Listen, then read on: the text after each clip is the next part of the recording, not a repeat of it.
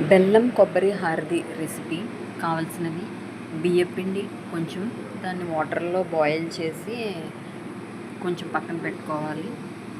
వాటిని ఇలా కింద పొడిగ్గా తాలికల్లా చేసుకొని అవన్నీ ఒక ప్లేట్లో పెట్టుకోవాలి. మొత్తం అన్నీ కొంచెం బియ్యపిండి యాడ్ చేసుకుని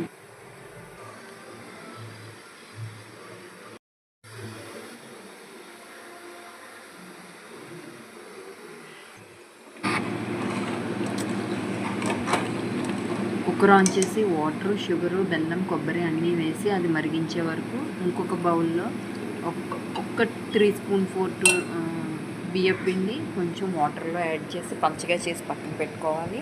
మిగిలిన పిండి కూడా ఇలా తాలికల్లా చేసేసుకొని మనం అన్నీ రెడీగా ఉంచుకోవాలి.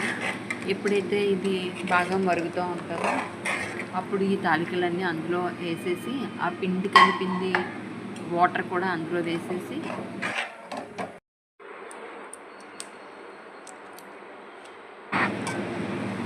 సిమ్లో పెట్టి ఉంచితే హారది కూడా రెడీ అయిపోతుంది.